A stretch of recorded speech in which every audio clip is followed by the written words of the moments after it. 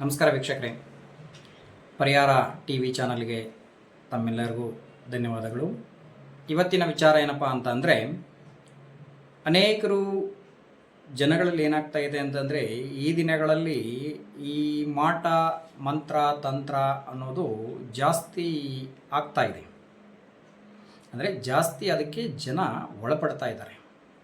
ಗೊತ್ತಿದ್ದೋ ಗೊತ್ತಿಲ್ಲದೇನೋ ಇದಕ್ಕೆ ವಿಚಾರಕ್ಕೆ ಒಳಪಡ್ತಾ ಇದ್ದಾರೆ. ಇದನ್ನು ನಾವು ಹೇಳ್ತಾ ಇದ್ದೀವಿ. ಏನಾಗ್ತಾ ಇದೆ ಅಂತಂದರೆ, ಇದು ಹೋಗ್ತಾ ಹೋಗ್ತಾ ಹೋಗ್ತಾ ಏನಾಗುತ್ತೆ ಅಂತಂದರೆ, ಎಲ್ಲ ಥರ ಪ್ರೀತಿ ಅನ್ನೋದು ಕಟ್ಟಾಗ್ತಾ ಹೋಗುತ್ತೆ. ಮನೆಯಲ್ಲಿ ಸಂಸಾರಗಳು ಒಡೆದೋಗ್ತಾ ಐತೆ.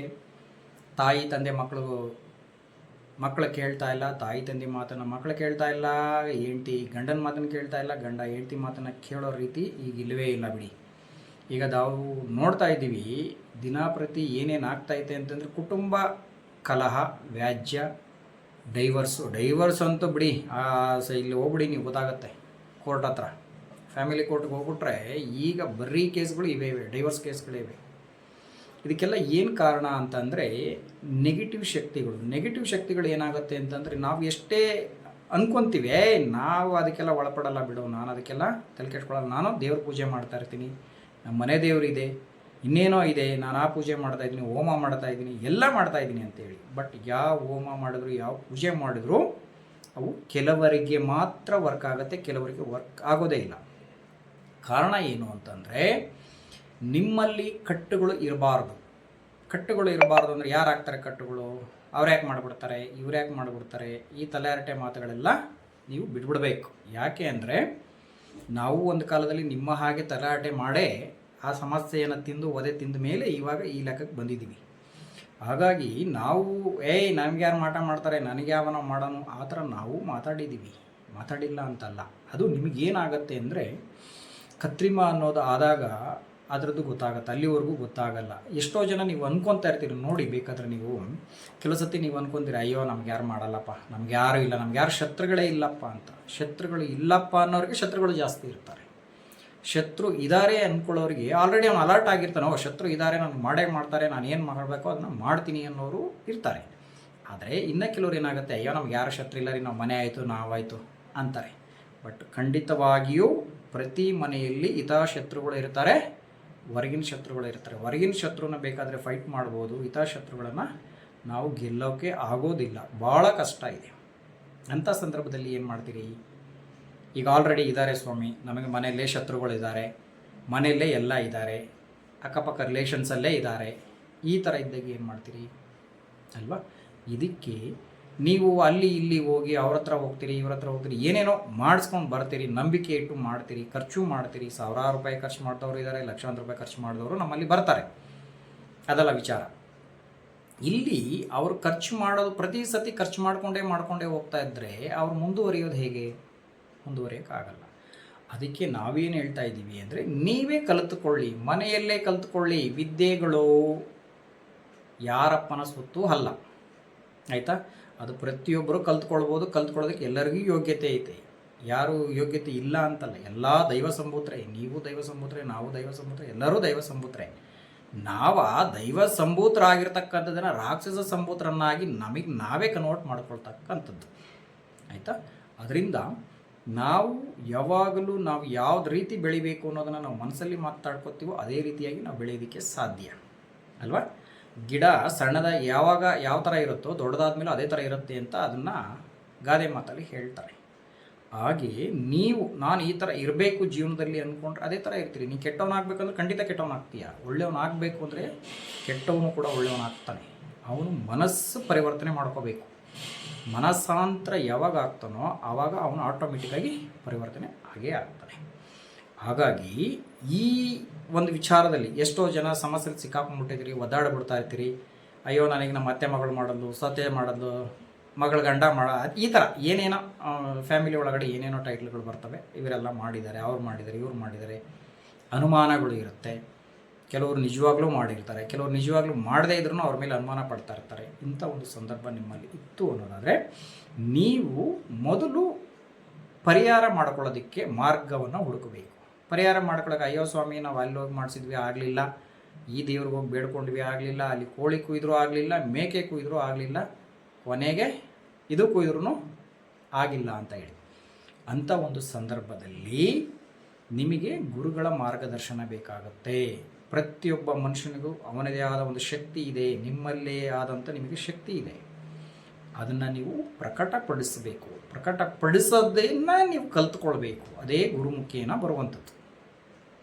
ಆಯಿತಾ? ಎಲ್ಲರಲ್ಲೂ ಶಕ್ತಿ ಇರುತ್ತೆ, ಅದನ್ನು ಐತೆ ಅಂತ ಇನ್ನೊಬ್ಬ ಹೇಳ್ದಾಗನೇ ಅದು ಗೊತ್ತಾಗೋದು. ಆಂಜನೇಯನಿಗೂ ಕೂಡ ಅವರ ಶಕ್ತಿ ಅವರಿಗೆ ಗೊತ್ತಿರಲಿಲ್ವಂತೆ.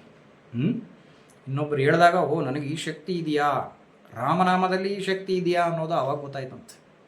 ಹಾಗಾಗಿ ಪ್ರತಿಯೊಬ್ಬರಲ್ಲೂ ಒಂದೊಂದು ಶಕ್ತಿ ಇರ್ತದೆ. ಆ ಶಕ್ತಿಯನ್ನು ಪ್ರಕಟ ಮಾಡಿಕೊಳ್ಳಿ. ಆ ಶಕ್ತಿಯನ್ನು ಪ್ರಕಟ ಮಾಡಿಕೊಳ್ಬೇಕು ಅಂತಂದರೆ ನೀವು ಫಸ್ಟು ಕಲ್ತ್ಕೊಳ್ಬೇಕು. ಆಗಿನ ಕಾಲದಲ್ಲಿ ನಾವು ನೋಡ್ತಾ ಇರ್ತೀವಿ, ಪ್ರತಿ ರಾಜ್ಯದಲ್ಲೂ ರಾಜತಾಂತ್ರಿಕರು, ರಾಜಮಾಂತ್ರಿಕರು ಅಂತ ಇರ್ತಾಯಿದ್ರು. ರಾಜ್ಯ ಜ್ಯೋತಿಷಿಗಳು ಅಂತಲೂ ಇರ್ತಾಯಿದ್ರು. ಅವರು ಜ್ಯೋತಿಷಿ ಬಗ್ಗೆ ಹೇಳ್ತಾಯಿದ್ರು. ಮಾಂತ್ರಿಕರು ಮಾಂತ್ರಿಕ ಕೆಲಸ ಮಾಡ್ತಾಯಿದ್ರು, ತಾಂತ್ರಿಕರು ತಂತ್ರ ಕೆಲಸವನ್ನು ಮಾಡ್ತಾಯಿದ್ರು. ಇವನ್ನ ಇಟ್ಕೊಂಡೇ ಅವರು ರಾಜ್ಯವನ್ನು ಗೆಲ್ಲೋದಕ್ಕೆ ಸಾಧ್ಯ ಆಗ್ತಾಯಿತ್ತು. ಇವತ್ತು ಈ ನಮ್ಮ ಕರ್ನಾಟಕ ಈ ಲೆವೆಲಲ್ಲಿ ಇದೆ ಅಂದ್ರೂ ಈ ಒಂದು ತಾಂತ್ರಿಕರು, ಮಾಂತ್ರಿಕರು, ಜ್ಯೋತಿಷರು ಕೊಟ್ಟಿರ್ತಕ್ಕಂಥ ಕೊಡುಗೆಗಳು ಕೂಡ ಬಹಳ ಇದೆ.